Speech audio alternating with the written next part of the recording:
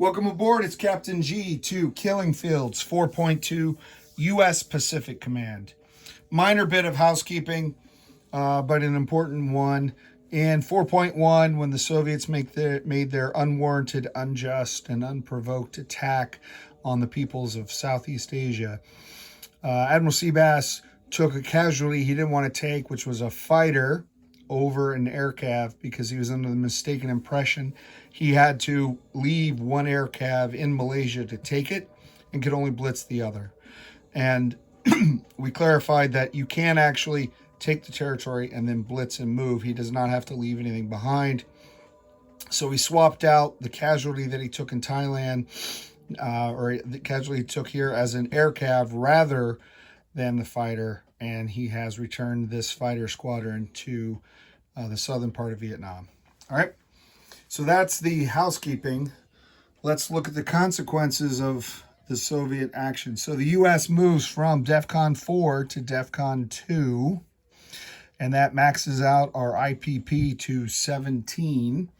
I have updated the IPP tracker, my version of it. The Soviet base income is sitting upside down, sitting at 15, plus all their war bonuses that he outlined. And the U.S.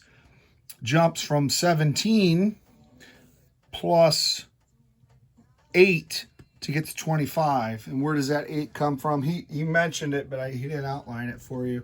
So 2 from Australia, 2 from Hong Kong, and a total of 4 from Japan. So that's the 8 IPP. So that's where the U.S. income stands right now coming into this term before any actions. Just wanted to go over that. All right, repair. The U.S. is opting not to repair the damage to the Western Australia naval shipyard at this time. We'll get to that later. Tech. The U.S. is, again, we have 4 tech dice, and we're going to roll for 3 techs. We're doubling up on the very essential tech there. Our Nancy Reagan dice is going to go for precision guided munitions, Tech 1, because last time we completed long-range missiles, which is helpful. So we're starting this. We begin the game at stage 2. We need 2 more to finish. We are dedicating 2 dice to anti-missile defense. We're at stage 3. And really need to get that to stage 4 as soon as possible. And then Tech 13, advanced manufacturing. We've been stalled at stage 2, and we'd like to move forward, but it's the lowest of these 3 priorities, quite frankly. All right, let's see how we do. Oh, 1 run amok. All right, so I don't know what that means. I'll re-roll the one that ran amok. It looks like we did get AMD, so that is a glorious success. We did not get PGMs. Nancy let us down. We'll re-roll the blue. Oh, okay, whoa, that was wobbly, but a drunken sailor landed at 12, so outstanding. So we did get, we're going to move our advanced manufacturing to stage 3. And most importantly, we're going to move AMD to stage 4. So we now have missile defense. So the Admiral was kind enough to roll our missile defense last time anyway, and they would have missed. But I like to say that they missed because they didn't really have the technology and they had no idea what they were doing. All right, let's see what's next. Purchases. Sorry, prematurely, I have some retribution planned this turn. So we come into this turn with 11 IPP, not the cash on hand, 11 IPP cash on hand. We're going to finish the construction of the USS America. Now, I like to think of it as not as construction, but the super carriers already existed. They're coming out of overhaul and refit to get out to sea. So we're rushing America. We are sending one diesel electric submarine as military aid to Indonesia. We have a cooperation treaty with them, and they have IPP territories valued at 2, similar to what Admiral Seabass did with Vietnam. So Jakarta is 1 and Borneo is 1, so that's 2. So normally a diesel electric costs 4, minus that 2 means that this time it only costs 2 to our Defense Alliance, which is nice. And then we're buying our first guided missile frigate, the USS Copeland FFG-25, and we'll place her in the Pacific. So that's 3, 5, and 5 is 10. That left us 1 remaining. Now that we're at war, we're going to build 2 Tomahawk cruise missiles based on the 2 major air bases the U.S. has, 2 regular cruise missiles, and then because we completed long-range missiles last turn just in time, we have 2 major shipyards, so we're going to build 2 anti-ship missiles. Okay, the color chip doesn't mean quantity, it's just type of missile in case I bump the stack and mess it up. So those are the builds. Now let's take a look at the map. Let's look for battle dice. What kind of battle dice do we have? We have 2 planned, and they're on opposite ends of the Pacific. So let's just jump from one to the other. All right, first up, number 1, Operation Doolittle. We are sending, and where can I get you so you can see this? Because there's a lot of moving pieces. I'm gonna, yeah, all right, give that a shot.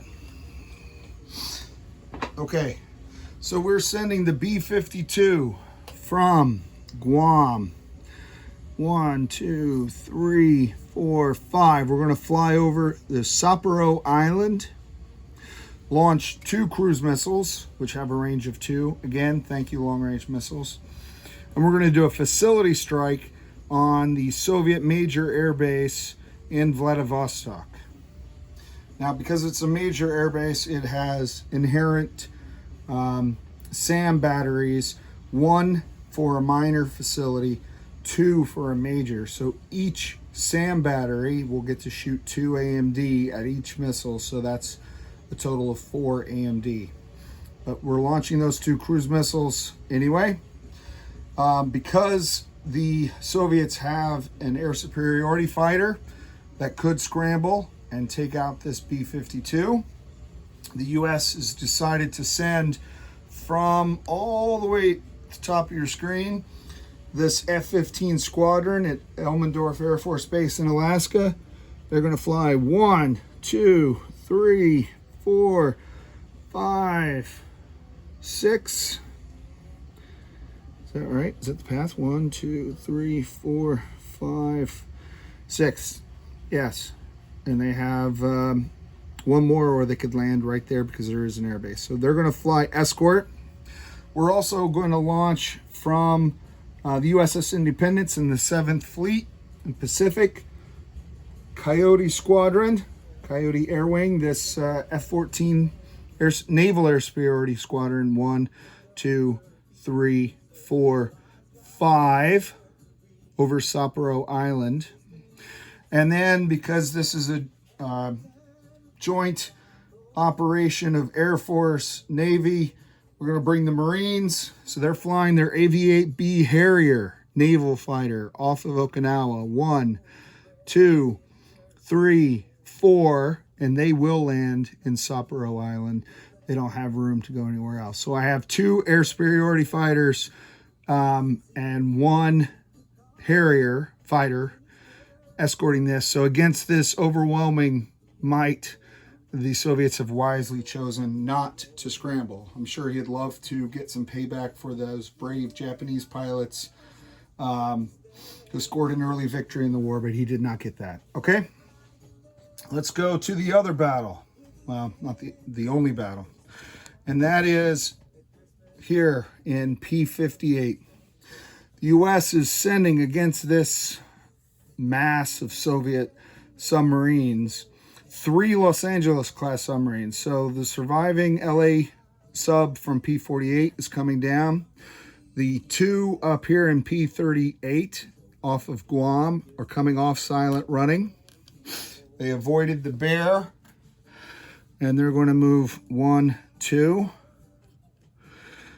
All the way down here in the south, this previously yellow destroyer, now painted haze gray and underway. 1, 2, 3. So that Australian destroyer is coming up. Pardon me. Also from the 7th Fleet, from P-33 off the coast of Hawaii, we have one U.S. Navy destroyer, bringing with it an ASW helicopter. They're going 1, 2, 3. So 2 destroyers, 3 attack helicopters, 3 attack submarines, 1 ASW helicopter, and from the carrier Independence, the S-3 Viking flying 1, 2, 3. It has a range of 4, but supercarriers act like major air bases, so they get a +1 to its movement. It will actually have 2 movement left. And if you've seen this, if you remember this territory from Global War 36, the French have held on to New Caledonia, and our NATO allies, they're not neutral. They belong to France. So the remaining 2 landing for that S-3 Viking will go P-65 and then onto a dirt airstrip in New Caledonia. All right. So that is that force. And the Soviets have opted to run silent and submerge any of their submarines that avoid hit from the barrage of U.S. naval strength. Okay, so let's roll. Let's resolve some of these combat actions. First, we have the 4 AMD.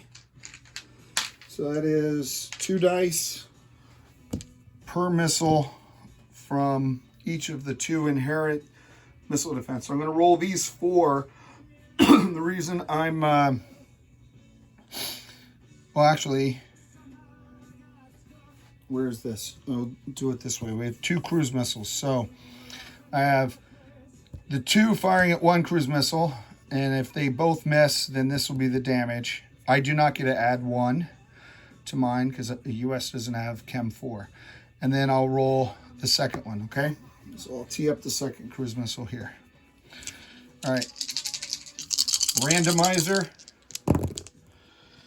All right, we got a 8 and a 5. So that's miss from AMD standpoint, but sadly, Old Glory is only worth 1. So that's 1 point damage to the major airbase of Vladivostok. I'll set that aside for now. Let's roll the second cruise missile. Same thing, but different dice. All right. Randomizer. Wow. All right. So both these hit this cruise missile. So these 3 points damage, which would only be a 1 anyway, because it's a D2, do not count. So we did get the 1 hit on the airbase. What that does is it has the effect of rendering damage, which means that this ASW helicopter cannot conduct, not that I'm necessarily going to move subs through there, but it can't continue its ASW patrol from a damaged airbase. So it is forced to land back here in Vladivostok. Similar to the blockade action, you know, the air blockade in the Philippines. All right, so not a lot of damage, just 1. And I did not prepare my chips for any damage, so my mistake, but I'll place that on there. 1 point damage. I'll put the American flag to remind me to do that after. All right, now let's do our ASW. Now, because this is not regular combat with a fleet, I have surface and sub and air. But defending are all submarines, and although they're in the same sea zone, they're essentially operating independently. They're defending alone. No surface naval units, okay? So if I don't hit him, they're all running silent. They're not returning fire. So I have 1, 2, 3 subs that roll at 4, 2 destroyers that roll at 4, and the S-3 Viking against subs is a 4 as well. So that's 1, 2, 3, 4, 5, 6 4s, and this is a 2. So 6 4s and a 2. Let's see if I can kill me some commie subs. So white dice are my 4s, and yellow are my 2s. Okay. We're looking for low numbers. Low numbers. Let's kill us some subs. we got a 2. 10 is a miss. 5 is a miss. 5 is a miss. 5 is a miss. All right, so we got 3 deep on him. That's not bad. That's pretty good. All right, so these were 4s, 3 and a 4, and a 2.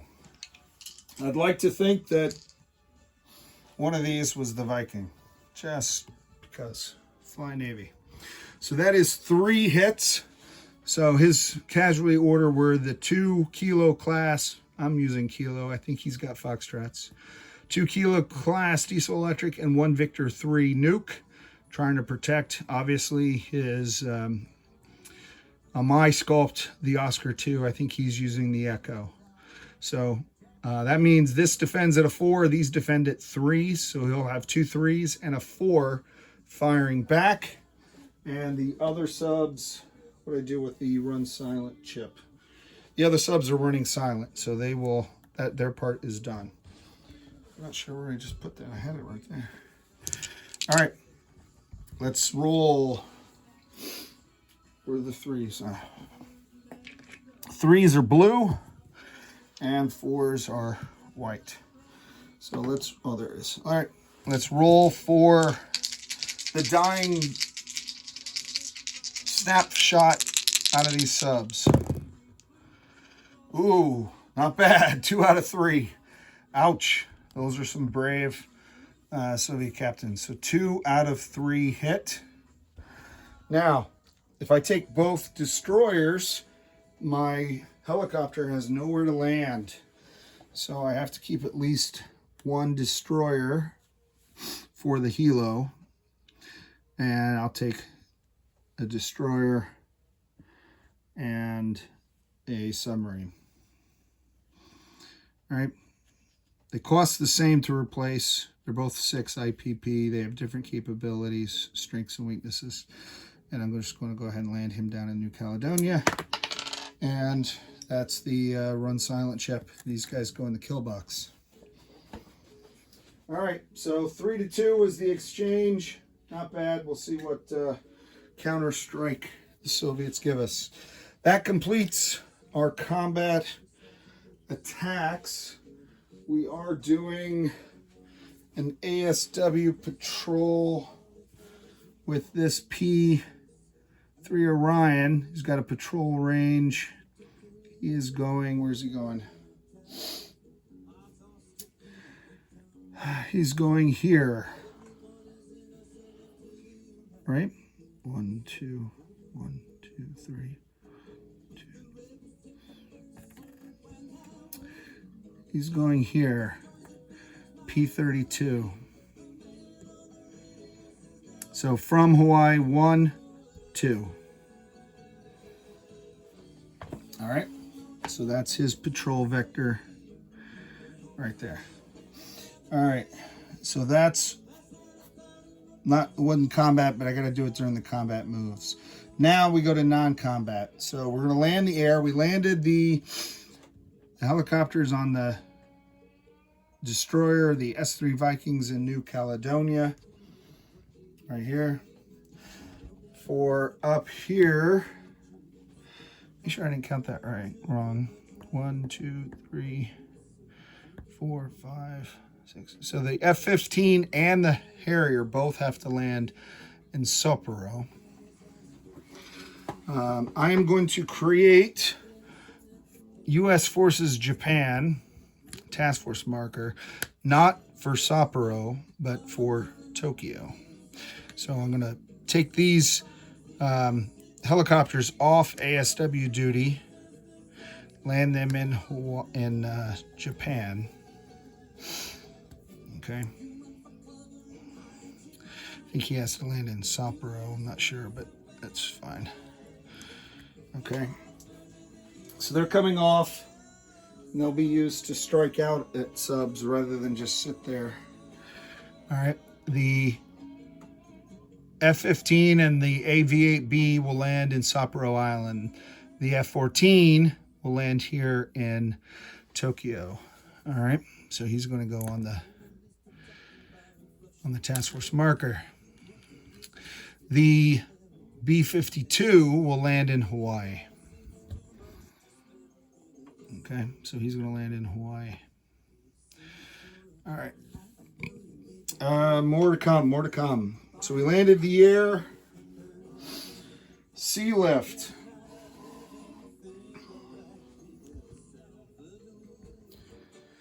All right, so from Guam, this SAM is going to go 1, 2, 3, and take up station in Tokyo. So that's one of my 3 sea lifts. I have in Hawaii, the U.S. Marine Corps Air Cavalry Squadron. Marine Corps flavor is just for fun. It doesn't make a difference. It's not like a Marine Light Infantry. It's just an Air Cav Squadron. 1, 2, 3. So I'm going to land him on the island of Midway. He's no longer at sea. So that's him. And then the Marine who got stuck here because they sank the amphibious assault ship out from underneath him is just going to have to go 1, 2, 3 to Hawaii. Yeah, I'll go to Hawaii. Okay, airlift. The light infantry from Guam is going to airlift into the airbase in Tokyo. No, I'm going to airlift him to the airbase in Sapporo Island. Sapporo Island. The Marine on Okinawa, where there's another minor airbase, I'm going to fly him into the airbase in Tokyo. All right, so that's 2 airlifts, 3 sea lifts. I have rebasing. From Hawaii, I have an A7 Corsair 2. It's going to rebase to the airbase in Tokyo. Okay. And I'll definitely do a disposition. I hadn't really moved much before now, but I will do a disposition for my fellow players afterwards, where they're tracking all this. I'm moving from Fukuoka, main battle tank up, and I'm moving a mech down. Okay? So I'll have 2 mechs on Tokyo, and I'll have 1 on Fukuoka. Again, on this task force marker that I'll finish off camera so it doesn't bore everyone.